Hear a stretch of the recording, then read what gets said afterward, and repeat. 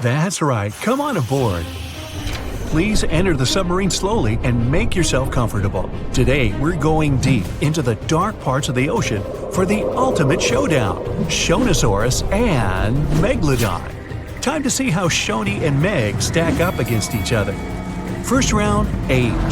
Look at Shoni, the largest marine reptile, coming out of nowhere. This marine reptile looks a bit tired since it traveled all night and got here all the way from the late Triassic period, about 215 million years ago. Back then, it was all dinosaurs, plus some crocodiles. Oh look, Meg got here on time too. She looks a bit more fresh and relaxed, probably because she's way younger than her contender. She started her dominance over the ocean 20 million years ago. Will she be able to stay on the throne after this duel? Meg went extinct about 2.5 million years ago, or at least we think she did. Only about 5% of the ocean has been explored, so spreading stories about an underwater giant shark is pretty easy. Who knows what's really hiding down there? Even though they're both extinct, dinosaurs like Shoni are way older. Meg's a baby compared to her. Sorry, Meg, 1 point goes to your older challenger. I bet Shoni's got some awesome stories to tell. Next round, length. Good old Meg. She's the largest shark that ever lived on our planet, around 60 feet long. There aren't any full fossils of her to get a really accurate measurement. Scientists that study modern sharks can guess her length by her epic tooth size. Shoni was a little bit shorter, around 50 feet. She kinda looks like a bigger, bonier version of a dolphin. Dolphins can grow up to 13 feet long. Even the biggest dolphin, the orca, looks tiny. It's only 30 feet long. 1 point goes to Meg for being huge. And we're tied up at 1 apiece. Round 3, teeth. Meg was one of the greatest threats in the ocean with teeth similar to those of a modern white shark. Scary, symmetrical, triangular, insanely sharp, and up to 7 inches long. Meg had around 276 teeth in 5 rows. That sounds super scary, but some modern sharks have over 300 teeth. But they're not all ready for action. Some are fully grown, some are still growing up. Sharks' teeth are not that strong, so they fall out a lot, which is not that big a deal like it is for humans. They produce new teeth all the time, so they can replace the ones that get worn down. Get this, Meg probably worked her way through about 40,000 teeth over her lifetime. Shoni, unfortunately, won't be able to defend herself with teeth in this duel, because she doesn't have any. Researchers believe that younger Shonis had teeth because they needed some help getting food and fending off rivals. When they got bigger and older, they didn't need them anymore. Sorry, Shoni, this round isn't even close. Meg takes the lead 2-1. Next round, who can eat more? Scientists believe Meg ate around 2,500 pounds of food every day. Her teeth tell us she didn't exactly love the salad bar. With a mouth almost 10 feet wide, Meg had the most powerful bite of all animals on our planet. That way, she didn't have to be too picky. She could munch on bigger ocean animals like whales, giant turtles, seals, or any other marine mammal that got, too close. No wonder she weighed about 140,000 pounds.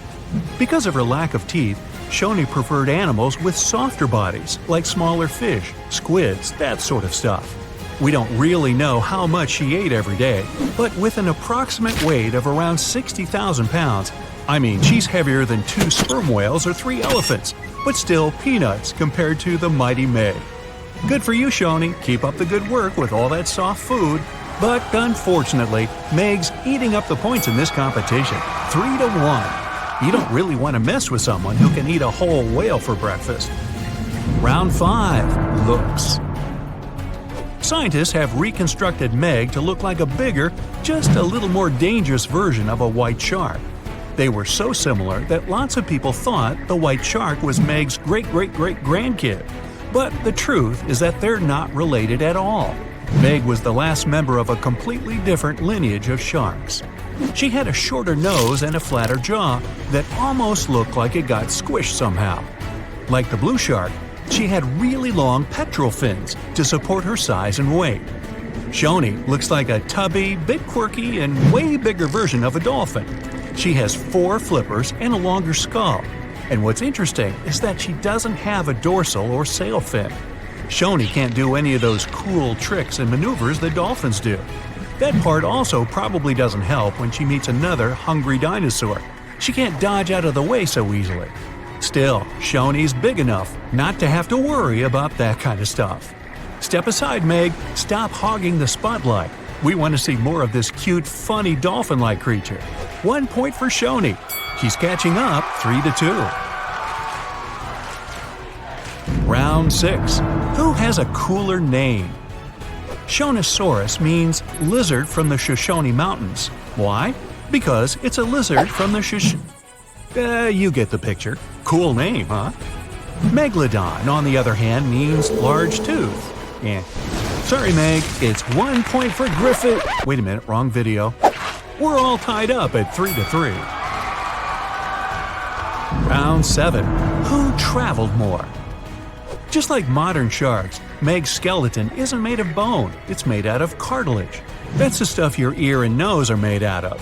So, no matter how much you look for them, you're never going to find any of Meg's bones.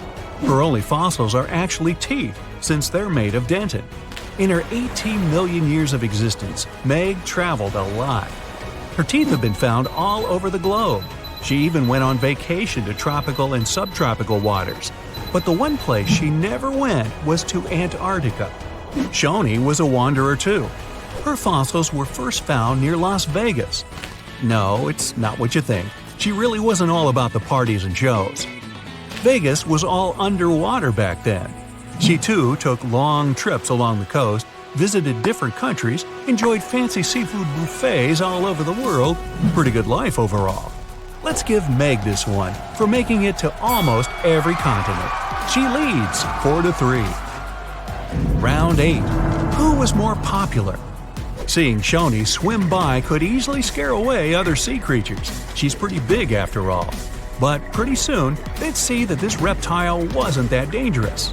Okay, squid, small fish, they weren't big fans. But medium-sized water creatures soon figured out they were too big for her, so they could be friends. Except for, the Kraken, a colossal squid and legendary sea monster with extremely powerful tentacles. The story goes that the Kraken had something to do with the disappearance of some members of Shoni's family. So let's just say they're not exactly BFFs. Meg, introvert, loner. She comes to the party and stays in the corner, not talking to anyone. And there weren't exactly a lot of animals lining up to ask her to dance. It'd probably be their last. When you're that high up in the food chain, you're never going to be too popular. Shoni makes a comeback with the popularity round, and it's all tied up at 4. Well, that means both of our contestants are going to share the… Wait, Meg looks furious. You can see her gritting her teeth, getting ready to finish this contest once and for all. Shoni smiles peacefully. She's not used to big animals going after her, so she doesn't think Meg would actually do anything crazy, as long as the submarine doesn't get too close. Okay, wait, Shoni's swimming towards Meg. They're gonna go at it. No, Shoni's telling Meg she can have the prize. Wow, crisis averted. Meg does not like to lose. Shoni, you certainly deserve the Pacifist of the Pacific trophy. Uh-oh, Meg doesn't look too happy about that. Better strap in, guys. Here we go! Now, dinosaurs ruled our planet for over 165 million years, and some walk on our planet even today. Well, at least some of their descendants. Our modern birds evolved from what used to be a scary group of meat-eating dinosaurs we know as theropods. It all started during the Mesozoic era, about 250 million years ago, when a group of creatures called dinosauromorphs roamed Earth. They didn't look like those dinos that might have come to your mind, like Brontosaurus or T-Rex, but that's the group dinosaurs evolved from. These creatures walked on all fours and were as big as house cats. They didn't look as friendly though, considering they were more like weird lizards with long, thin limbs. As you'd expect, this group wasn't exactly at the top of the food chain, but they were really fast and agile, which helped them survive. Over time, they adapted and started walking upright, so their legs were under their bodies instead of out to their sides. And over time, dinosaur morphs started growing long tails and bigger leg muscles. Their necks became stronger to support the new position they were in, and they even got extra hip bones that helped them move faster and more efficiently. That's when dinosaurs came on the scene, somewhere between 240 and 230 million years ago. Their name comes from the word dinosauria, which means terrible lizard. The oldest dinosaur fossils belong to these fellas that lived in Argentina. This one is even older, but we're still not sure if it's a real dinosaur or its relative, dinosaur morph. Now, considering the size of their ancestors, dinosaurs weren't large at the beginning, more like dogs or horses. There weren't many species back then, so if you could go back to that time, you'd see a bunch of reptiles walking around on two legs. But as time went by, they adjusted to different environments, and we got more interesting groups. For example, small and fast predators, like this guy. They all fall into the category of archosaurs, a group that also includes pterosaurs. Yup, their name may not imply it, but these are not dinosaurs. As some dinosaur morphs evolved into dinosaurs, they got certain advantages, like arms. They could do much more thanks to that. Some could catch prey using their hands. Others could grasp branches. Now, the freedom they got by moving their arms later helped some of them evolve into birds and start flying. Dinosaurs were probably warm-blooded. It means they could stay active all the time. They didn't depend on the conditions around them like, for example, reptiles do. The latter are cold-blooded, and they have to rely on their surroundings to regulate their body temperature. Dinosaurs didn't rule the animal kingdom for the first tens of millions of years of their existence either. Crocs were at the top of the food chain back then. Then the Jurassic period hit, and new kinds of dinosaurs showed up, like those giant plant-eating dinosaurs, for example, sauropods. You know them, dinos with long tails and necks that could eat plants at different heights, such as Brachiosaurus. Allosaurus is another famous dino from that time you will probably recognize. Spikes on the tail, bony plates on the back, you know, good old Stegosaurus. The Jurassic period was that time when dinosaurs started to get bigger and bigger. Then the Cretaceous period came along, and finally, these magnificent beasts reached the peak of their fame. That was the time when the mighty T-Rex took the throne and got to the top of the food chain. T-Rex probably lived around 28 years, but it reached adult size really fast. Now, it wasn't easy to survive back then. T-Rex falls into the category of tyrannosaurs, and scientists have found out those fellas were fierce even when they were at a pretty young age. They discovered a fossil of a teenage tyrannosaur that was 75 million years old, and it had two baby dinosaurs inside its stomach. They realized that when tyrannosaurs were at a young age, they went for small dinosaurs, such as these guys, their dino cousins. As they grew older, they started taking on bigger challenges, like those peaceful giant dinosaurs that like to hang out with their group and eat plants. But large predators weren't the only ones that would have made you shiver with fear. That was also the time when fast and smart creatures called velociraptors show up. They weren't some scaly dinosaurs that would catch their prey using those claws in the shape of sickles, like shown in the movies. Their bodies were covered in feathers, and they would grow up to 100 pounds, which is about the size of a wolf. And to bust one more myth, they didn't hunt in packs. Velociraptors probably preferred to hunt solo and use their claws not to slash their prey, but to clutch it. T-Rex and Velociraptor fall into the group called theropods. We mentioned them at the beginning, the creatures today's birds evolved from. But even though velociraptors were covered with feathers, they still couldn't fly. Their wishbones weren't shaped in a way to support flying, and their arms were too short. Maybe it was better that way because during the Cretaceous period, flying dinosaurs called pterodons were the ones that took over the skies. Things had been going really great for dinosaurs until one unfortunate day 66 million years ago when an asteroid hit our planet. It's not that the asteroid itself erased all the dinosaurs right away, but it caused changes in the environment, which made it way harder to survive. At that time, about 75% of animals living on our planet went extinct. The asteroid was really big. When it hit Earth, it created a giant crater in the Yucatan Peninsula and sent a lot of debris into the atmosphere, which blocked the sun right away. For months, dense clouds of dust blocked sunlight. Our home planet was darker and colder than before, which wasn't good for plants. Creatures that ate plants couldn't survive those changes either. So it all turned into a chain reaction when most of the ecosystem collapsed. When the dust finally cleared, all those greenhouse gases that had formed after the impact made temperatures go way higher than they had been in a really short period of time. All land animals that weighed more than 55 pounds were gone. But not everything disappeared. There were fewer plants, but they were less affected than animals, all because their pollen and seeds can survive really messed up conditions for a longer time. So, what we have today is basically the seeds we were left with back then. After the asteroid hit, flowering plants dominated our planet. All non-bird dinosaurs went extinct too. Some species survived as birds. At first, those brave survivors were small, but later, birds evolved to bigger sizes. Now, there's a study that says that if the asteroid had slammed into some other spot on Earth, the fate of many creatures and plants would have been very different. If the rock had fallen maybe a couple of minutes later, it would have hit deeper waters. Less rock would have vaporized and risen to block out the warmth and light coming from the sun. In that scenario, we'd probably still have dinosaurs around. For example, Triceratops was one of the last dinos that had nothing in common with birds.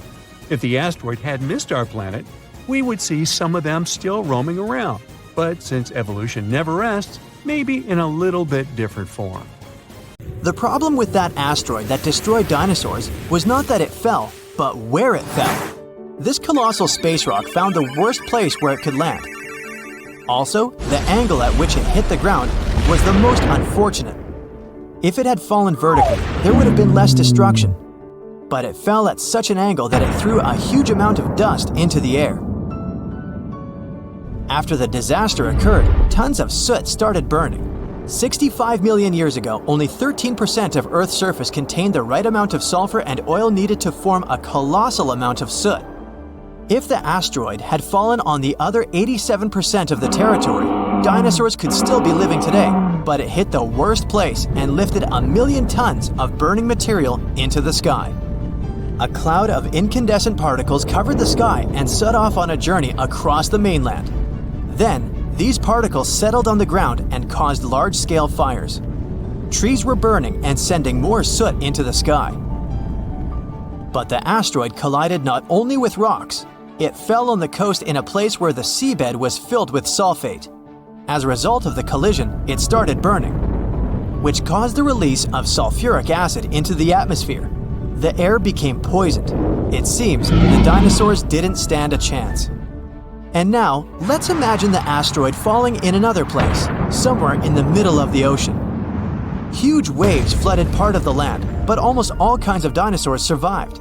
Or even better, the rock could have fallen somewhere in the desert and left behind a giant crater. That's all. Yes, several dinosaurs passing by wouldn't have survived the collision, but the situation wouldn't have been so critical in general. So, giant lizards remain dominant on our planet. They don't allow other animals to develop since Tyrannosaurus and other ferocious reptiles hunt mammoths and other ancient creatures. The population of mammals is decreasing. Velociraptors are fighting for territories with saber-toothed tigers and giant bears. A struggle for survival between dinosaurs and other animals begins. Then, the Ice Age comes, and some reptiles don't survive. Then, new players enter the field. Those are humans' early ancestors. Living side by side with dinosaurs is difficult. Lizards attack settlements and caves, so people have to build high walls for protection. By the way, the Tyrannosaurus poses less danger to people than you might have thought. According to the latest research, many creatures were able to run away from this monster. Yes, you probably saw how easily they caught up with cars in the movies, but it wouldn't be as scary in reality. Paleontologists and biologists have analyzed the strength of dinos' bones and found out that the creature couldn't reach high speeds. The maximum it was capable of was running twice as slow as a field athlete. Thousands of years have passed, People have learned to live with dinosaurs. They've even managed to tame some lizards. They've domesticated herbivorous dinosaurs to develop agriculture. Triceratopses and bulls now plow fields together. Imagine farms swarming with diplodocuses or brachiosauruses. People climb their long necks and pick fruit from high trees. Stegosauruses protect pastures from wolves and velociraptors. Dinosaurs with shells, such as ankylosauruses, help people cross deserts. They, along with camels and donkeys, carry heavy loads. People share the planet with ancient lizards and live in harmony. The situation in the seas and oceans is much worse. Sea reptiles attack wooden ships and catch all the fish. Imagine that you're sailing to another continent with tons of grain, fabrics, fur, and other goods. And then a giant mosasaur appears on the horizon. It's one of the most powerful sea lizards. A great white shark looks like a small fish next to it. The creature could easily defeat a megalodon. And then it comes across a wooden ship. It bites into the deck and pulls the whole boat underwater. Water dinosaurs are the main obstacle to communication between countries. This slows the progress down for 100 years. People built metal ships to withstand the attacks of the mosasaur. And finally, they managed to establish sea connections. A similar problem occurs when the first planes take off into the sky. Imagine you're flying on a passenger Boeing. You look out of the window and see a pterodactyl. Wait, it's impossible. These winged lizards aren't so fast, but they can catch up with a helicopter or some old biplanes. This poses a serious threat to flights, so people install sound protection systems on board each aircraft. Pterodactyls hear irritating ultrasound from a distance and fly as far away from it as possible. People equip submarines and ships with the same sound shields. Then, after people have learned how to defend themselves from dinosaurs, another problem appears. Lizards are the kings of wildlife, so they displace all other animal species. Dinosaurs run across African savannas, and lizards with fur live in cold winter forests. Lions, wolves, and bears are not the rulers of the wild. Rhinos fight with Parasaurolophuses. Stegosauruses attack hippos and take away their territories. Venomous dinosaurs live in jungles. Lizards that can climb trees scare monkeys. Imagine a reptilian ape jumping from one branch to another. To save regular animals from extinction, people have to control the population of predatory reptiles. Huge parks and nature reserves appear in all countries. People transport dinosaurs there and separate them from other wildlife. Dinosaurs seem to be completely under control. When the danger caused by giant reptiles passes, people begin to breed smaller, harmless lizards. Someone buys a chameleon, and someone keeps a Microceratus at home. There are dinosaur exhibitions. People take these creatures for a walk as if they were dogs. Some people take selfies with reptiles, go shopping, and sit in cafes with small lizards. Dinosaurs aren't formidable now. They're kinda cute. People ride horses, camels, Parasaurolophuses, and Pachycephalosauruses. Of course, many have tried to tame velociraptors, but failed. Those are dangerous reptiles and they don't know how to obey. Taming them is almost as difficult as taming an alligator. But dogs and cats are still more popular because they're more intelligent. The brain of a dinosaur is almost the same as that of a chicken. But who knows, if they had lived to this day, perhaps they would have evolved into smarter creatures. Just imagine if dinos were intelligent. In this case, people would have a big problem. Some scientists think that even if a meteorite hadn't destroyed the dinosaurs, they wouldn't have survived to this day. They needed to carry their own colossal weight at all times. It was an enormous load on their bones and joints. Most dinosaurs wouldn't have been able to survive the Ice Age with such characteristics, but smaller lizards might have succeeded. Fast and agile dinosaurs, such as velociraptors and Pachycephalosauruses, would have survived, but in what form? Could dinosaurs have already evolved into something else? Look at the good old chicken. Many scientists believe it's a direct descendant of the formidable Tyrannosaurus. Somewhere deep inside the bird's DNA, there are genes that the dinosaur had. Yep, it's hard to believe, but look at the chicken's body structure and how it walks. Remove the plumage, cover the creature with scales, and give it toothy jaws instead of a beak. And now, you have a mini T-Rex in the coop. And by the way, not only chickens might be the relatives of giant lizards, many birds are dinosaurs' living descendants. Surprisingly, alligators, snakes, crocodiles, and monitor lizards are not as close to ancient reptiles as pelicans, storks, and other flying creatures. Over millions of years of evolution, the paws of dinosaurs turned into wings, and toothy, elongated jaws ended up as beaks. The genetics of birds is the key to understanding dinosaurs. Pelicans are similar to pterodactyls, ostriches to velociraptors. Perhaps many other animals also share some genes with ancient lizards. If the meteorite hadn't fallen, all dinosaurs would have evolved into completely different, unusual creatures. Scientists want to carefully study the DNA of birds and try to reverse evolution with the help of genetic engineering. They hope to breed dinosaurs out of eggs one day. But to do this, they need to find a specific genome that hasn't changed over tens of millions of years.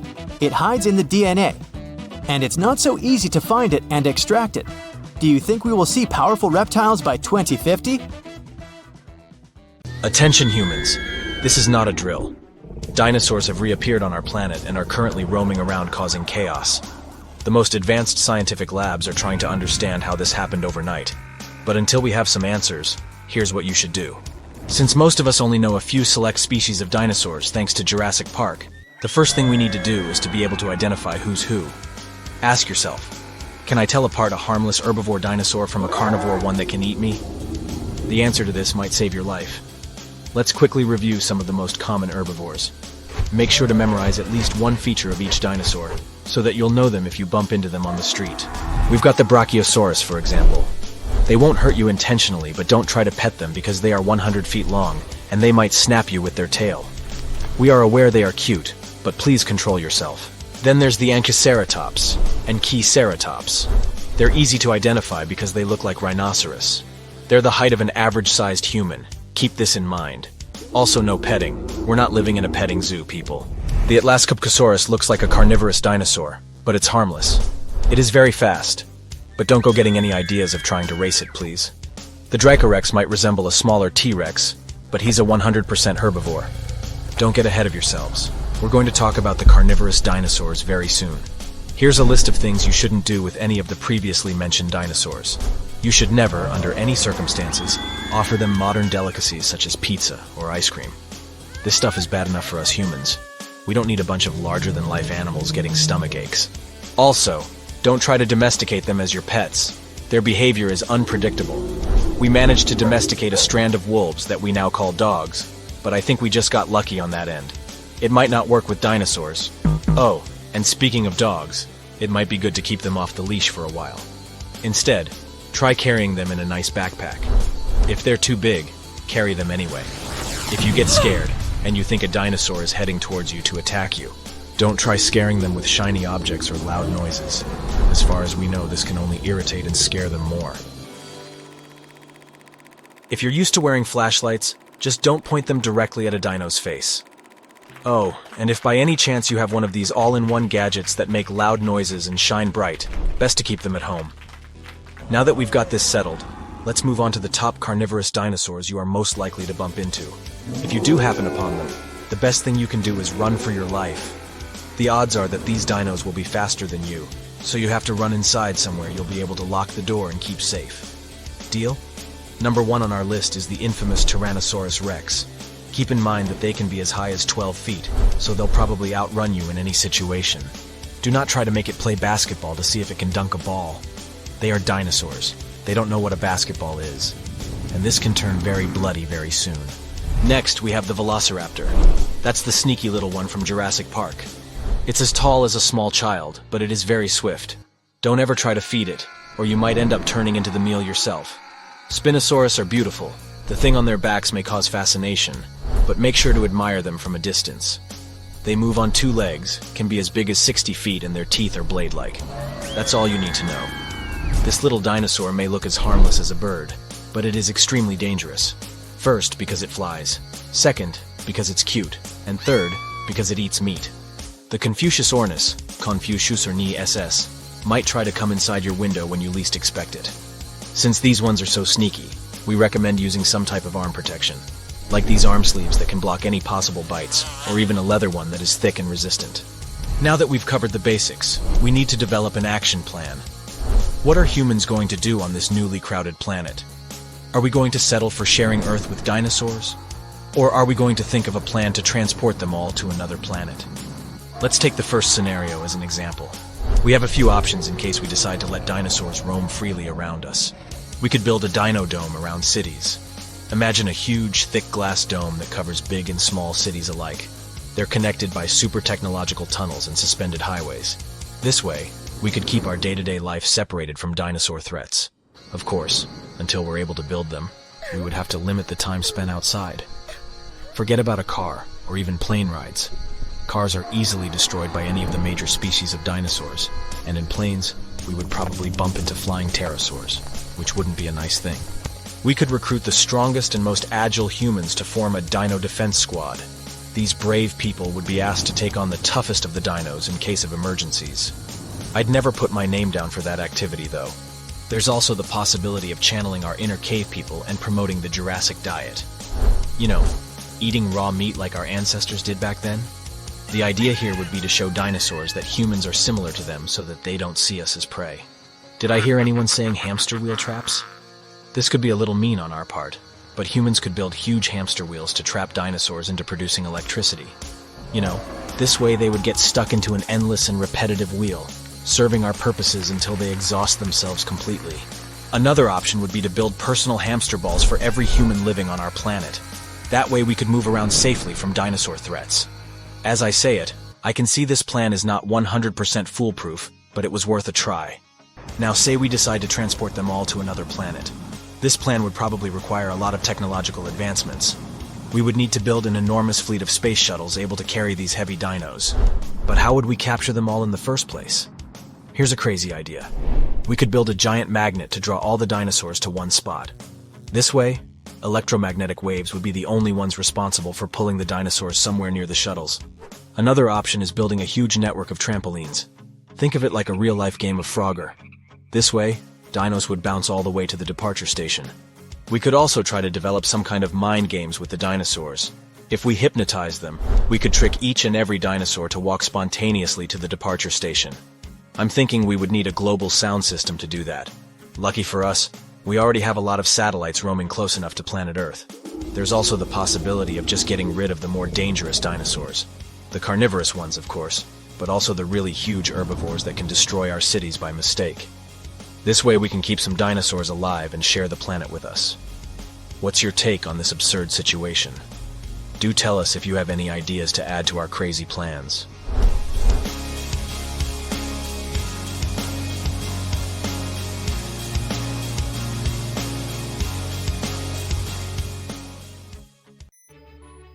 Get ready for an epic sci-fi journey. Artificial intelligence may be scary in movies, but in real life, scientists are using the power of AI to revolutionize our world. There are many ways to use AI for the better, including in biology. For example, to de-extinct species. Now hold your horses. I know it sounds scary, but before you start worrying about T-Rex rampaging through your neighborhood, let's set the record straight. According to scientists, dinosaurs are off the table when it comes to cloning. After all, you can't clone from stone. However, there are plenty of other more peaceful candidates for de-extinction, and there are many reasons why this might be a good idea. Life on Earth is facing some serious challenges. Human exploitation, habitat destruction, and natural disasters are wreaking havoc on our precious planet like never before. You know how the dinosaurs went extinct 65 million years ago? Well, studies show that the rate of species disappearing today has skyrocketed to almost the same level. More than 1 million species are in danger. Scientists believe that if things continue like this, by the year 2100, half of all Earth's species could be gone. Now, we all love cute and cuddly panda bears, but the importance of biodiversity goes way beyond the warm and fuzzies. Life forms on Earth are all interconnected, like pieces of a giant puzzle. They rely on each other for survival, with some species providing food, shelter, and support to others. When one species goes extinct, it can set off a chain reaction, like a domino effect, putting others at risk too. So we're talking about safeguarding the delicate balance of life on our planet. After all, it's the only home we've got. And here comes the idea of de-extinction. So, How does it work? Well, we'd have to use things like artificial intelligence, digital memory, and data analysis. Thanks to them, we can bring back the DNA of extinct species. The woolly mammoth, for example. It roamed the Earth from about 300,000 years ago, up until about 10,000 years ago. And now it might just make a comeback. Scientists have been working for years to bring it back to life. What they're trying to do is take frozen mammoth's DNA and combine it with elephant's DNA using AI. This would create a new mammoth elephant. Something like this will take years, but the benefits will be amazing. These ancient beasts could actually restore grasslands and balance greenhouse gases. Imagine seeing a real-life mammoth, the first to walk the Earth in 10,000 years. They'd be making our world a greener place. Isn't that awesome? Who knew that the key to saving our planet could lie in the Ice Age? But bringing them would be a mammoth task. It involves working with elephant eggs and surrogate families to raise the mammoths. We need to be careful to ensure that the things will be safe and respectful to the elephants. Another extinct animal is the passenger pigeon. This bird was once one of the most common species in North America. Imagine a world where the skies are once again filled with the majestic flight of billions of passenger pigeons, the most abundant bird species in history. These beautiful creatures with their distinctive spotted tails and iridescent feathers used to dot the skies like confetti.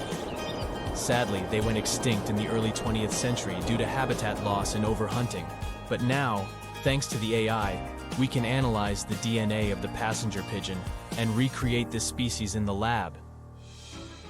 Meet Martha, the last surviving passenger pigeon. She passed away in a zoo in 1914. But her story doesn't end there. Genetic samples from Martha and other preserved specimens would allow researchers to piece together the pigeon's DNA puzzle. The goal? To revive the species by 2025. It's an ambitious timeline, but with dedication and innovation, it's absolutely possible. And finally, the Tasmanian tiger. The Tasmanian tiger, also known as the thylacine, is another species that scientists are hoping to bring back to life. Millions of years ago, these wolf-like creatures roamed Australia. Unfortunately, they vanished from the mainland around 2,000 years ago. They remained in Tasmania until the 1930s and then went extinct due to habitat loss and hunting. But a team of brilliant scientists is on a mission to resurrect this adorable creature. The great thing about the thylacine is that it was super important. Every major museum wanted one in their collection, so there are hundreds of samples of their DNA around the globe. Talk about a treasure trove of DNA. These are just a couple of examples, but this doesn't mean that we'll begin to massively revive a bunch of extinct species left and right. It's not that simple. First off, we can't revive all animals. DNA has an expiration date. It can't last more than 1.5 million years. That's why having a pet T-Rex is still a distant dream, but animals from the Ice Age are a more realistic possibility. There are also other criteria. Scientists prefer no wild wanderers, monogamous species who would help grow their population more quickly, and so on. Also, before we go full-on Jurassic Park, there are some obvious dangers to consider. Our genetic games could easily upset existing ecosystems. After all, since these animals became extinct, other species have evolved and adapted to fill their place. Will bringing them back cause more harm than good? Also, over the years, the environments where these creatures lived have drastically changed, especially when it comes to Ice Age animals. The plants they used to feed on could be long gone too. So, would mammoths or thylacines be able to survive on their own, in the wild? If not, who would take care of them? It would be sad for them to end up as mere curiosities in a zoo. But hold on, it's not all doom and gloom. Even without the reviving part, this technology could help us save living species on the brink of extinction, like the white rhino, for example. These amazing creatures are critically endangered, and saving them from extinction is a race against time. Sadly, we recently lost a northern white rhino at the San Diego Zoo. Now, there's only 5 of these majestic animals alive on the entire planet. And to make matters worse, there's only 1 male left among them. But there's hope. Imagine a world where black and white rhinoceroses roam freely. By taking what's preserved of them in museum collections, we could help revive their populations. We could bring back the glory days with black and white rhinos leading the charge. Of course, There are debates about the ethics of this entire operation, but many experts argue that it would be unethical not to try to undo the damage humans have caused. If we have a technology to undo the damage we've caused and save endangered animals, why not use it? If you could bring back any extinct animal, which one would it be? Tough question, right? The most fun one would probably be the dodo. Just look at it. It's the epitome of silliness with its inability to fly, its juvenile characteristics, and its lack of fear towards humans. Imagine having dodos waddling around in their native habitat on a beautiful island of Mauritius. It would be a sight to behold. Now, what about the most dangerous one? Well, maybe there would be no dinos, but there's one animal that would send chills down your spine. The giant, short-faced bear. Just picture encountering a 12-foot-tall beast standing on its hind legs in your backyard. Yikes, I'd rather not have that heart-stopping moment. So when will de-extinction become a reality? It's hard to say. If we're talking about creating animals with some traits of their extinct counterparts, like the ones we've mentioned, it could happen within a few years to a decade. But for full-blown mammoths with all their genes and behaviors, it's a longer road ahead. One thing's for sure, though. The future of de-extinction is as exciting as it is uncertain. The possibilities are thrilling and awe-inspiring, showing us that science can be like a real adventure. Who knows what wonders the future holds? Let's hope that one day, we'll also be able to see these incredible creatures walk the Earth once again. Are you sure that it was an asteroid that caused the extinction of dinosaurs? There's this huge drama about why these horrifying creatures disappeared. It's a big deal in both science and movies. But what really happened to the dinos? How do scientists figure it out? And why does it even matter? Let's see. Let's take a trip back to England in 1842. There was a scientist named Sir Richard Owen. He was checking out some huge reptile fossils and noticed that 3 of them, Megalosaurus, Iguanodon, and Hylaeosaurus, had a lot in common. So he had this light bulb moment and decided to combine all these creatures into Dinosauria, which means terrible lizards in Greek. The scientists were studying dinosaurs and grouping them based on their looks. But then Charles Darwin showed up and gave even a better idea. Turns out, species don't just appear out of thin air, they evolve. And now, everyone had to rethink how they were defining dinosaurs. They came up with a new idea called phylogenetic classification. Picture a big family tree with all creatures ever. Somewhere up there, we find Megalosaurus and Iguanodon, and we say all dino descendants come from their common ancestor. It's like tracing back your family tree, and if we go far enough, we find the ultimate dino ancestor. Sounds like a plan. But then, things got a bit complicated. When we talk about dinos, we've got the ones with feathers and beaks and the ones without. That's when we found out that birds are cousins to certain dinosaurs, maybe even evolved from them. After learning that, scientists had to look at the bird family tree and rethink the dino definition. In the end, they decided that birds are kinda dinosaurs, but not exactly. Confusing, huh? But in any case, now we have 2 groups. The first one is birds, and the other one is non-avian dinosaurs, which are extinct. That means now we have to reconsider our question. Instead of asking what caused the extinction of dinosaurs, it should be what caused the extinction of non-good dinos. The answer might seem simple. People often think of a gigantic space rock as the dino destroyer. It's probably the first thing that pops into your mind. Even Google and other search engines agree on this one, like best friends copying each other's homework. History teaches us that about 66 million years ago, dinosaurs totally vanished, except for the ones that became birds. Of course, the truth is more complicated. And not all dinos vanished in one go. Some went the natural way, and there were many extinctions here and there during their time on Earth. But the big event we're talking about looks like a movie scene change. Like suddenly changing the channel on a TV. One poof. And the Earth went from the time of dinosaurs to the time of mammals. Scientists call these time periods the Cretaceous and Paleogen. We even give this special event a nickname, the KPG, or KT extinction.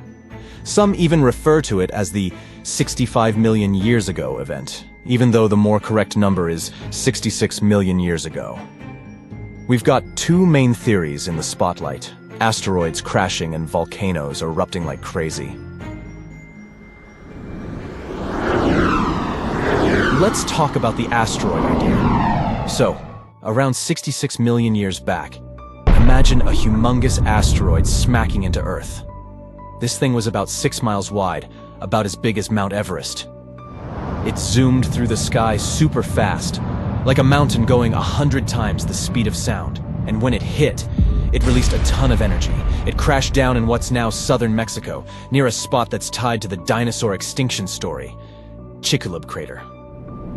Everything close to the impact was zapped into vapor in a snap. Picture the biggest energy burst in ages, like 1 billion years or more. Nothing near the crash site stood a chance. Next, there was the aftershock. As the fireball cooled down, the Earth's surface went bonkers. The ground twisted and shook, causing unimaginable earthquakes. The continents became huge, bouncy castles. And then, the stuff that got blasted up by the impact came raining back down like a rainstorm. Even if you weren't near the huge pieces falling in Mexico, you'd get hit by these smaller, super hot bits flying through the air. This made the air so toasty that forests burst into flames all around the world. Are you ready for more? Time for a massive tsunami. The ocean floor got all churned up, pushing waves inland around the Gulf of Mexico. But just imagine, even all that wasn't enough to destroy all the dinosaurs. For example, dinos in New Zealand were pretty fine, but we know that they all went extinct. So what happened to them? They felt a little rumble, and suddenly, the sky started getting all dark and gloomy, as if it was nighttime. And hold up, what's that? A blanket of ash is slowly creeping around the whole planet. Now, here's where the real drama happens. The big problem with the asteroid crash wasn't the instant boom you might think. It's all about the long-term effects. Imagine the stuff that got blasted up into the sky blocking the sunlight. Days turn into nights, and temperatures drop very sharply. A lot of plant-eating dinosaurs passed away, and hunters were having a great feast, but not for too long. Without sunshine, the food chain falls apart very quickly. Then, the ash falls back to Earth. Things go from bad to worse. Other nasty stuff starts floating around in the air like carbon dioxide. This carbon dioxide mixed with shattered seafloor bits makes the temperature go wild. The Earth was playing hot and cold all at once. That's when somewhere between 50 and 80% of dinosaurs said goodbye forever. What's even more sad is that this number only counts the species themselves. If we look at the number of individual animal lives lost, it's even higher. You might think that at least the poor mammals finally got their chance after the dinos left. But even mammals had a tough time. We are very lucky that a few brave mammals managed to survive this crazy chaos. The ones who made it were like the little champs with speedy energy systems, flexible diets, or secret hideouts. But this story is only one hypothesis. Next, we have the volcanism hypothesis. Volcanoes. These fiery mountains are used to spitting out molten rock and causing epic destruction. But surprisingly, this theory isn't about explosive eruptions. Nope. It's about something sneakier and slower. Around 1 million years before the dino doom, there's this big change happening under the Earth's surface. Way below where India's floating, a rock river starts forming, heating things up. And then, India gets hit hard. It turns into a sea of lava, like a fiery ocean. It's like a gazillion of dump trucks filled with lava slowly pouring out. These solidified leftovers are known as the Deccan Traps, like a super deep layer of hard lava covering a piece of land the size of France. And just like in our asteroid story, the real trouble comes from the air. For hundreds of thousands of years, sulfur dioxide spread like an unstoppable shadow. It was making the sky gloomy and the rain toxic. Food sources turned into poison, and oceans became acid baths. And then carbon dioxide took the stage. It was like a temperature button, flipping the Earth's climate upside down. It was a roller coaster of chaos. The ecosystems were stressed, food chains snapped, and species waved goodbye one by one. Both theories seemed pretty realistic. All the experts were having a big debate about which theory was correct and why the dinos disappeared. So, what is the real answer? Unfortunately, we don't know. Some scientists support one theory, some support the other one, and we're left scratching our heads. But hey, don't be too hard on the media or the scientists. They're all doing their best to figure out the mystery of the dinosaurs' disappearance. And maybe one day, we'll finally learn the real answer. So, stay tuned. Hundreds of dinosaur species roamed our planet, and researchers give a name to a new type approximately every 2 weeks. It's not fair to stick to T-Rex, Stegosaurus, Spinosaurus, and other famous sauruses all the time. They've had their chance to shine in the movies and across the internet. So let's check out dinosaurs that no one talks about. First on our list is Torosaurus. The special thing about this dinosaur is that it definitely had one of the largest skulls ever found. It was big because of this frill going from the back of the animal's skull and covering its neck. The frill wasn't there for protection. It was probably just to show off a bit. The bone in the frill was thin and full of holes. As you can see, it's very similar to Triceratops. There are still debates about whether these two are the same species, but more and more studies show that they were more like cousins. They were probably similar in size, but Torosaurus had a longer head with big openings, as well as longer frill bones with a groove on top. It also had more pairs of horns on the back of the frill. Some like to call Torosaurus a bull lizard. These fellas were plant eaters that may have lived in social groups. They existed at approximately the same age, but Torosaurus somehow ended up on the less popular side of the family. Kentrosaurus was a small stegosaurus. It's one of the least cuddly dinosaurs of all time. Its long, thin spikes seem to be a pretty good defense mechanism. Stegosaurus, on the other hand, had shorter, thicker spikes that were less likely to bend or snap when the animal used them. Now, you wouldn't want to get anywhere near Kentrosaurus, though. Its tail could swing in a big half circle and hit with a force strong enough to break a human skull. Any volunteers? No? Okay.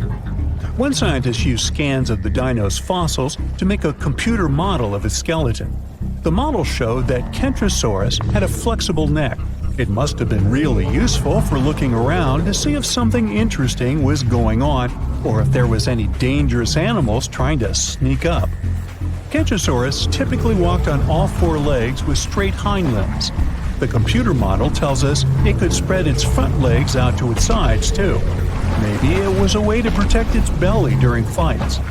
Stegosauruses, in general, had tails that were like big weights at the back of their bodies. That's why their balance point was closer to their hips. That's also the reason why they could easily stand on their hind legs and swing their tails around. So most people haven't heard of Heterodontosaurs, even though their fossils show that dinosaurs got feathers way back before we thought and in groups where we didn't expect it.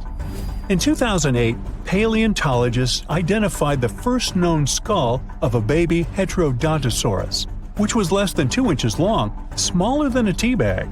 This baby dinosaur had relatively big eyes and a short snout compared to bigger ones of its kind. Now, what's really interesting is that some scientists used to think that Heterodontosaurus's tusks, like those of modern warthogs, only appeared when they were fully grown. But it seems they had them from the early stages of their life. Heterodontosaurs had 5 fingers on each hand, 2 of which were opposable. It was a good tool, considering the animal probably ate both plants and meat. Humans have different types of teeth, some for biting, some for chewing, and also canines. But most reptiles have just one kind of teeth. Heterodontosaurus was special because it had 3 different types of teeth: small peg-like ones, big teeth resembling canines, and square-shaped teeth that did the cutting job. Scientists are not entirely sure how this creature used these different types of teeth.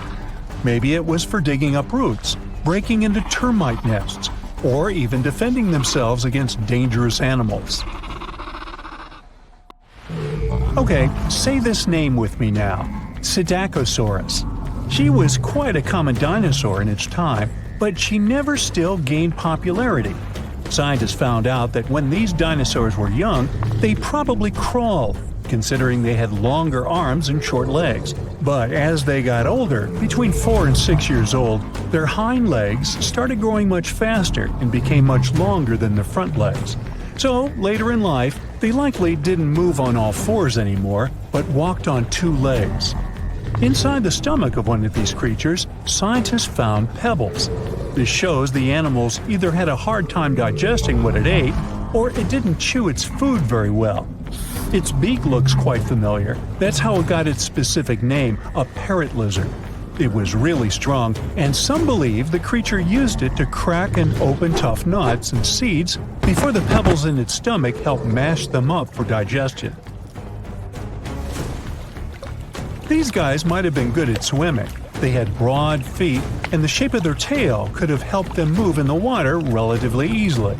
Some scientists even believe they might have spent most of their lives swimming in rivers and lakes. In 2004, researchers found something really sweet: 24 young parrot lizards huddled together. They were too big to be hatchlings, so it could be a bunch of teenagers who had left their nests and then formed a group where they could support one another and defend themselves better. But apparently, that plan didn't work out so well. Now, check this one out: Stygimoloch, or as they call it, Styx demon. We're looking at a peaceful plant-eating creature with bony spikes and knobs on its skull. Most scientists believe it was a younger form of this fellow, even though they used to think they were a separate species. Stygimoloch is smaller than its more popular cousin, but it's also more robust and has a pretty thick neck. This dinosaur, with small forelimbs and long hind legs 3 feet high, which is half as high as an average human.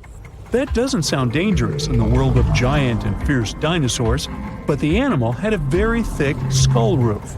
Maybe it wasn't the strongest tool to defend itself, but it probably helped in combat with rivals from its own species. They most likely headbutted to win the hearts of their chosen ones. But rivals from its own herd were a piece of cake compared to the predators that might have gone after it. After all, this dino lived at the same time as old T-Rex. Now, when someone tells you to picture a dinosaur, Chisaosaurus would probably be the last thing coming to your mind. It looks as if you've put together pieces of random animals and tried to make your friends believe this truly was a real animal that once roamed the earth. But it's actually a dino, with giant sharp claws on its forelimbs, a bulky body, and a long neck ending with a tiny head. Now, don't let the claws scare you though. These creatures didn't go after other animals since they were herbivores, but these claws could protect the animal from intruders and predators. The full scientific name of this creature describes it as a giant sloth-like reptile from China. This animal was one of the biggest and oldest members of the group where it belonged, which lived around 115 million years ago. No, I wasn't around then. At first, it was hard to tell which animals were related to this weird-looking dinosaur. But in the 1990s, scientists made a conclusion that they were modified plant-eating theropods, which is similar to carnivorous dinos. They also most likely had feathers and small wings, like some sort of a very big turkey. If dinosaurs once ruled the earth, it seems like we should stumble upon their bones everywhere. But we don't. Why is that? Aren't you curious? There's no conspiracy here. The truth is that the quest to find dino remains is much more complex than meets the eye. Yes, dinosaur bones are real, we found tons of them, and they've already been uncovered on every continent, despite many people arguing otherwise. And the uneven distribution of these prehistoric treasures is simply a quirk of nature. Turns out fossilization is an incredibly rare phenomenon. It only happens under specific conditions. When a dino bites the dust, the journey to fossilization begins. The carcass needs swift burial by sediment, followed by layers upon layers, creating a geological pressure cooker. Minerals sneak into the bones, morphing them into stone. This unique recipe predominantly occurs underwater, where sediments like sand and mud can gracefully cloak the fallen giants. Which is why dinos meeting their end above ground rarely end up as fossils. For example, we barely find any fossils of species who lived in the jungle, and especially in the mountains. Researchers reveal that many fossils arise from areas near lakes or rivers. Whether drowned before a flood or carried away by rain, these dinosaurs lucked out in fossil formation.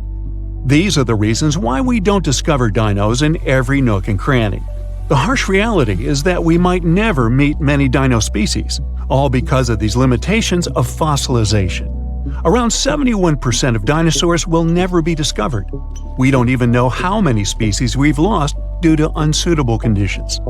If we're super lucky, we might find some fossils of mountain dinosaurs in local rivers, but that's a very rare case. So yes, while dinosaurs graced the globe, all the fossils we found so far were due to great luck. Now, this makes you wonder how much dinosaurs lived in general. There are myths about them leading a tortoise-paced life.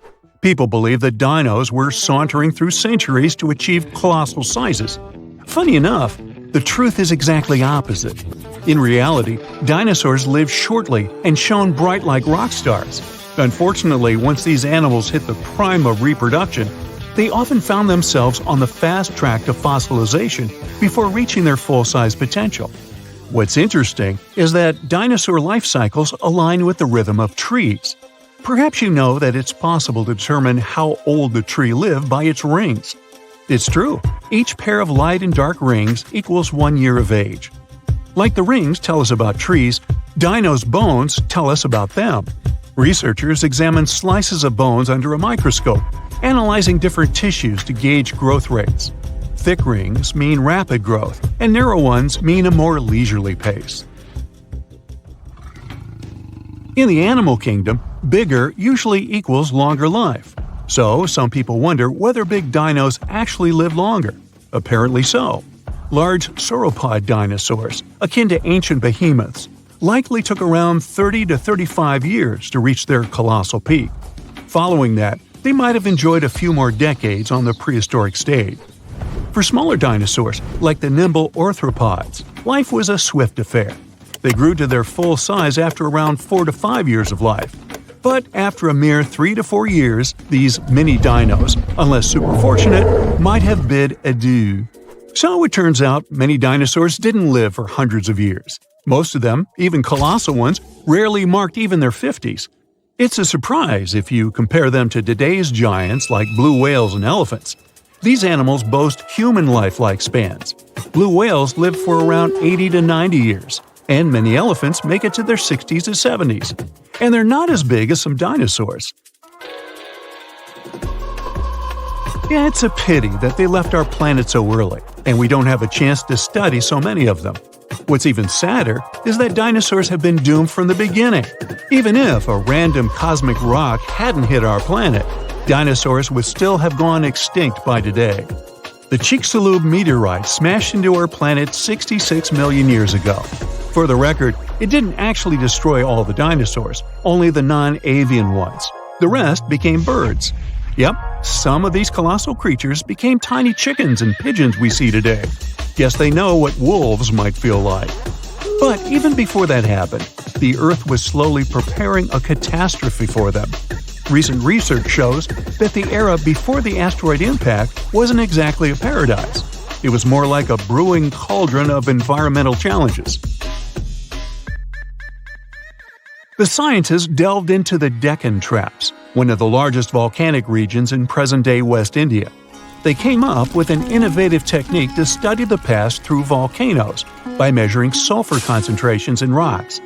That's how they learned that the Deccan Traps, spewing millions of cubic miles of molten rock, contributed to global climate shifts. Over 100,000 years before the infamous Chicxulub meteor struck, global temperatures might have plummeted by several degrees.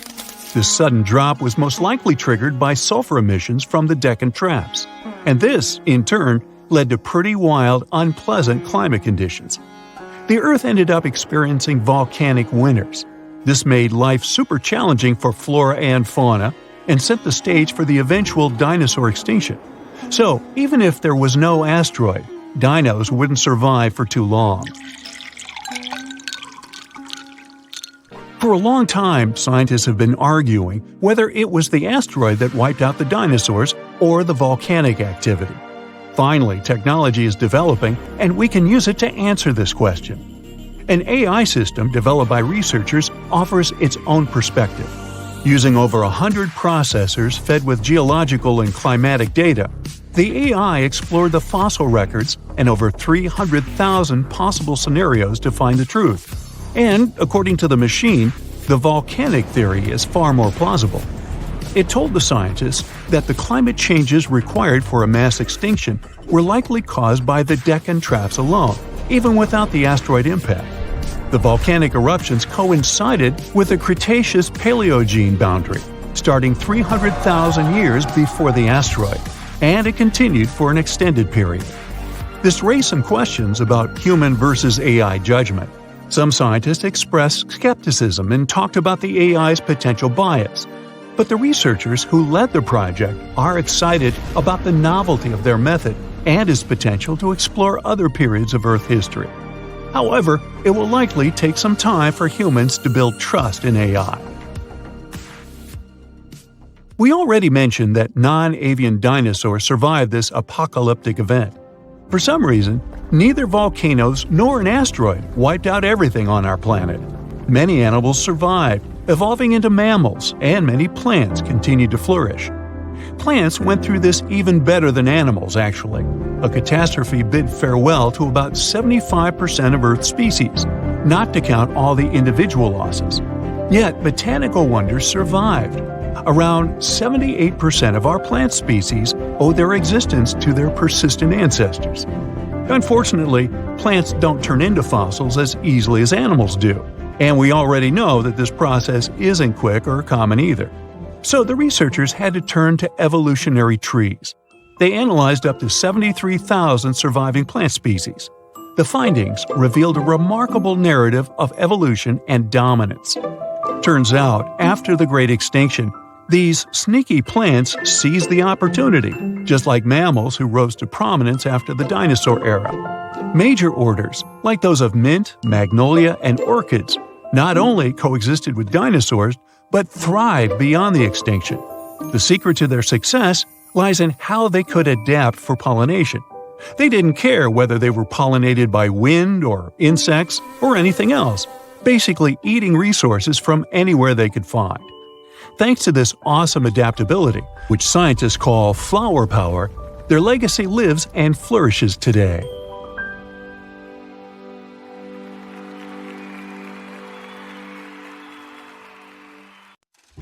Now, this bad boy was the size of a husky and could maybe pass for one, except it didn't have any fur and was a top predator with extra long, blade-like canine teeth. Ooh, charming. Meet the earliest known saber-toothed animal to have ever lived. It roamed the Earth well before the dinosaurs. Scientists made the description of this creature based on its fossils found on the Spanish island of Majorca in the Mediterranean Sea. About 200 million years ago, none of us were around then, the very first true mammals appeared, and they lived right alongside the dinosaurs. But if we trace the family tree of mammals even further back, we'll find an ancient group called Therapsids. They didn't look like mammals we have today, but they had some key features that would eventually help define mammals. For example, Therapsids had special openings on the sides of their skulls for jaw muscles, and parts of their jaw bones would later evolve into the tiny middle ear bones that all mammals, including you, have today. So, the new discovery is what might be the oldest known therapsid fossil. The fossil, which doesn't have an official species name yet, belongs to a group called Gorgonopsians. Those guys are more closely related to mammals than they are to any other living animals. Some of them were as small as cats, and others were as massive as polar bears. Gorgonopsians had some very mammal-like traits, like different types of teeth for different jobs. But unlike mammals, these ancient predators kept replacing their teeth, even their giant saber-like canines, over and over during their lives. Hey, that would be handy. Until now, the oldest Gorgonopsian fossils we knew about were around 265 million years old. But this new fossil is even older, dating back between 270 and 280 million years.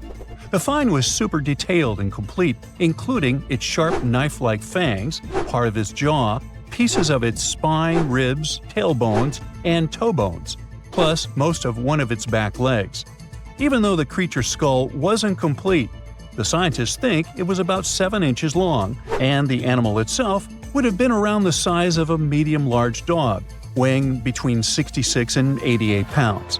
But other than that, it didn't really look much like a dog. Even though it had some lizard-like features, calling it a lizard dog is totally wrong.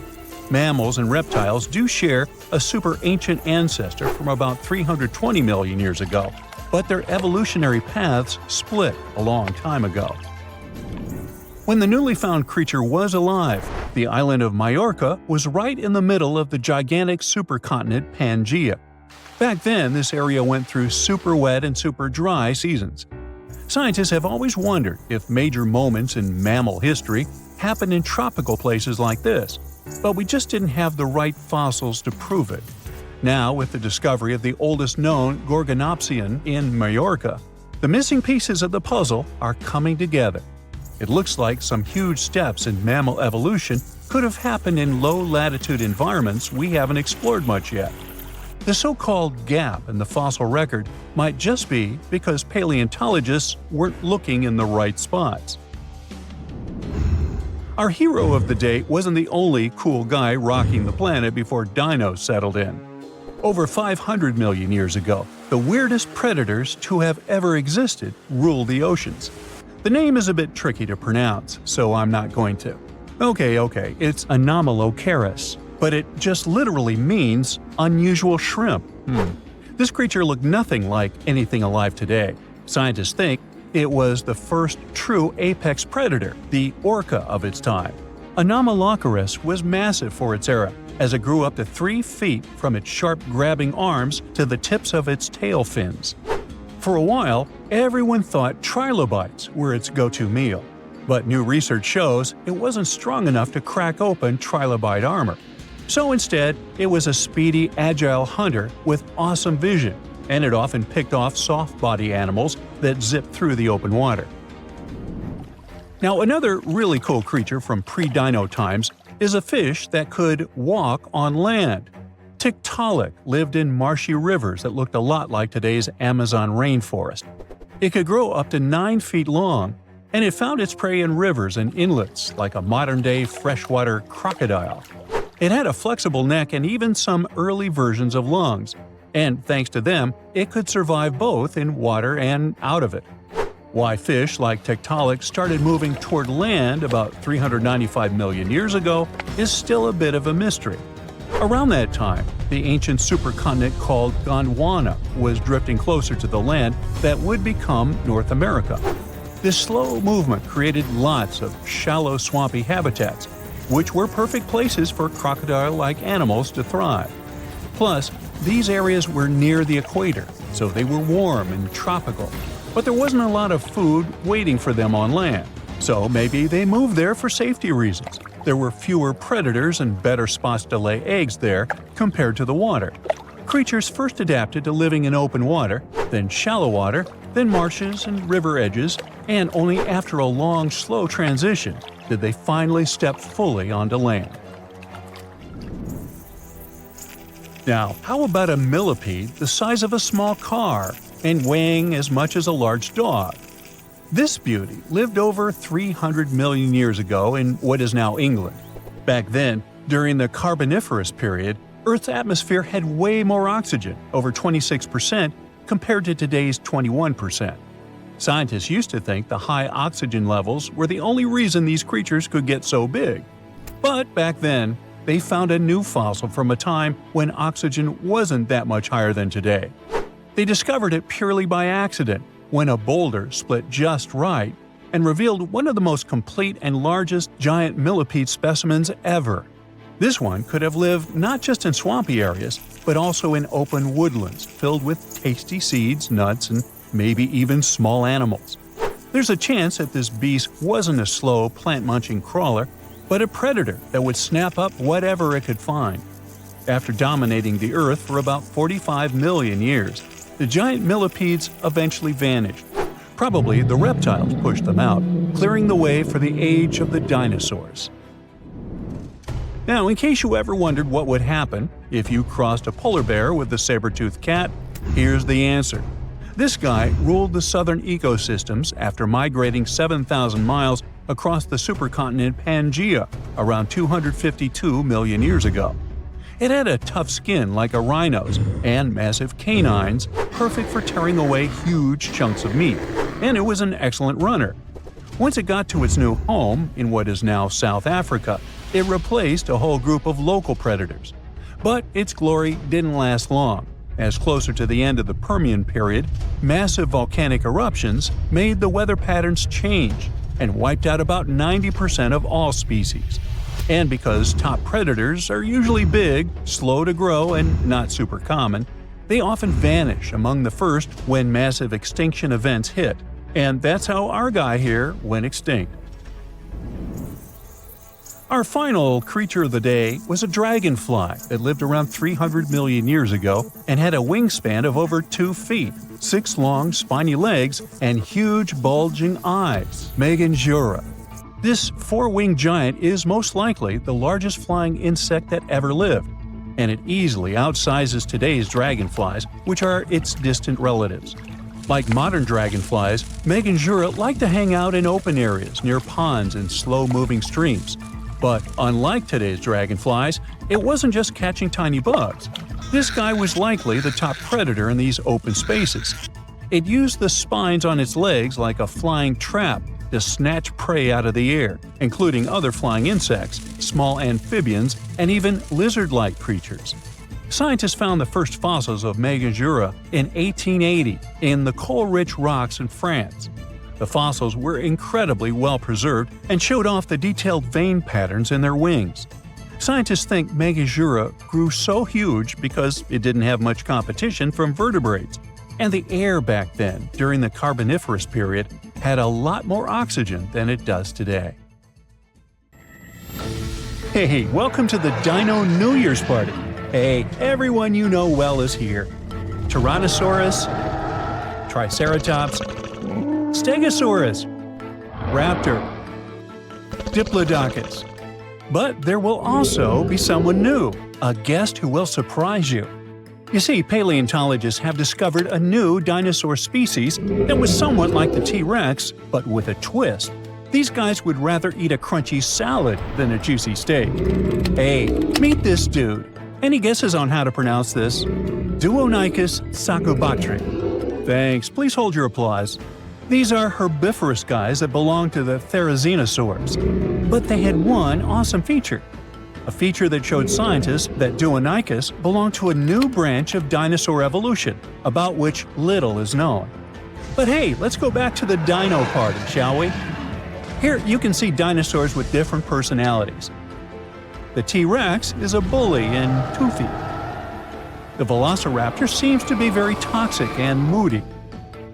The Triceratops or Stegosaurus are aggressive but silent. You know, like those guys that don't touch anyone, but it's better not to mess with them. So among them all, the Therizinosaurus is a chill guy that will always help, will always keep you company at a party, and will never be annoying. Therizinosaurs lived in what is now Asia and North America during the late Cretaceous period, about 100 to 66 million years ago. Their anatomical features made them look more like predators, like the T-Rex. But Therizinosaurs were herbivores, with large crescent-shaped claws. In some species, they reached up to 20 inches. Now imagine how dangerous these monsters would have been had they been carnivorous. But they used their claws to grab tree branches and eat leaves. The Deinonychus was quite large, just under 10 feet in length. A hippo was about the same size, and their weight was about 600 pounds, which is almost half the size of a horse. Therizinosaurs had a long mouth, a bit like a duck's nose, and long front paws with 3 thumbs. But the Deinonychus, that has been found recently, was unique because it only had 2 fingers on each hand. The 2-fingered dinosaur discovery has sparked joy among paleontologists. Okay, 2 fingers instead of 3, whatever, you might think. But it makes a big difference. It shows how dinosaurs evolved. The latest paleontology news reports that the discovery was made in Mongolia. It was the largest preserved claw in history. Its size was about 11 inches, and it had a curved shape. That means it was like a giant banana. The coolest thing was that the claw was covered with keratin. Our nails are made from this material too. Can you imagine? Large lizards that lived tens of millions of years ago had claws with the same composition as our nails. Nature is amazing, isn't it? Do you know this crazy theory that the T-Rex evolved into a chicken and the Velociraptor into an ostrich? There must have been tons of evolutionary changes. But the 2-fingered dinosaur discovery offers us a more understandable and more detailed explanation of how dinosaurs evolved. Therizinosaurs had 3 clawed fingers on each paw, but why did nature get rid of one of them? Scientists believe that it was practical. It's possible that a paw with 2 fingers was much stronger and more flexible than a paw with 3. This way, dinosaurs could grab vegetation and branches, like chameleons do. Scientists have also suggested that the 2-fingered long paw helped the dinosaur defend itself, care for its mates, and even play. It's hard to imagine what they could be playing at. Maybe they did high fives or high twos. It would be cool if they had used those paw pliers not only for taking food, but for fighting off predators. And speaking of predators, the T-Rex had a similar front paw structure, but its small paws were useless. It would be cool if the Deinonychus could box with them or climb trees. Yes, it was an herbivore, but that doesn't mean that other bad dinosaurs could bully it. Let's just think that the Deinonychus was kind of weak and formidable to the strong. That's why it would be the most welcome guest at the dinosaur party. But the strangest guest at this party would be the Deinonychus, named Terrible Hands. The case of the Deinonychus shows how dinosaurs evolved from having 3-fingered paws to being 2-fingered. The Deinonychus shows that ancient lizards could evolve into a horse or something else. It sounds weird, but let's get to know this guy better. In 1965, the arms, hands, and shoulder girdle of an unknown dinosaur was discovered in the Gobi Desert in Mongolia. When paleontologists put the bones together, they got 2 long, creepy arms. For many years, those arms remained in the museum without a body. It looked funny and a little scary. Each arm was about 8 feet long. This is more than the tallest basketball players. Paleontologists were trying to find other dinosaur body parts in the Gobi Desert, but their attempts were unsuccessful. The Deinonychus became one of the most famous mysteries in paleontology. How big was the owner of such arms? What did it eat? How did it live? This remained unknown until 2014. According to the latest paleontology news about this lizard, a group of scientists from the Korea Institute of Geoscience and Mineral Resources has discovered other well-preserved remains of the Deinonychus. With their help, paleontologists have managed to recreate the lizard's appearance. And that breakthrough has turned out to be much cooler than the 2-fingered dinosaur discovery.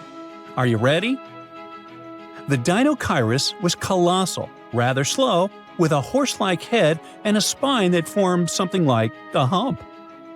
It looks super weird, even for a science fiction movie. This new dinosaur species belonged to Ornithomimosauria, an ostrich-like species, agile and fast-moving.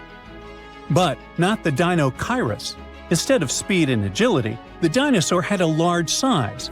It was 36 feet long and weighed 13,200 pounds, which is almost the weight of an adult elephant and the length of half a metro wagon.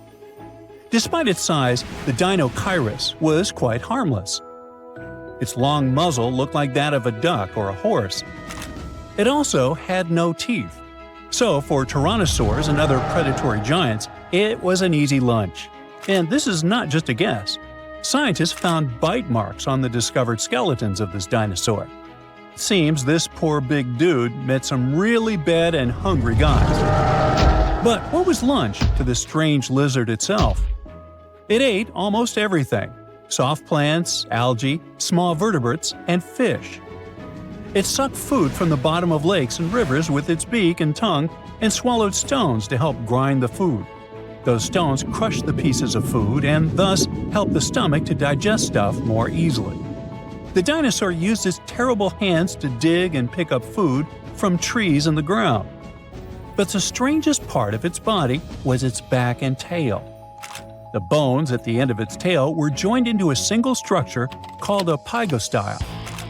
This thing supports the feathers of modern birds. Now, it's possible that the Dinochirus waved its tail like a fan, and its back had thick bone spikes that stuck up from its spine. Considering that those bones were covered with skin, the whole strange skeleton structure looked like a sail. You know how dinosaurs evolved to have such a strange shape, and probably ask yourself, hey, what's the point? Well, scientists believe that the ligaments coming out of the spine help support the dinosaur's heavy belly and legs. To better understand how that could work, imagine cable-stayed bridges. Long vertical beams have many cables that hold the roadway. Similar, the Dinochirus spikes and ligaments help to hold the dinosaur's weight. Now, back at our dino party, it would be a shy, tall dude who accidentally drops a drinking glass and makes you feel awkward. It's lonely. It dreams of finding friends. And it will surely find them. A Diplodocus would make a great buddy. A herbivorous dinosaur with 2 fingers that looks like a predator and a horse-like giant with 2 long arms show us how diverse dinosaur evolution can be. T-Rex, Velociraptor, Diplodocus, and others are the superstars of the ancient world. It would be cool if paleontologists could discover new dinosaur species that would remove the old guard from their pedestal of fame. Would you like to see a movie starring the Dinochirus and the Duonicus? Hey, I would.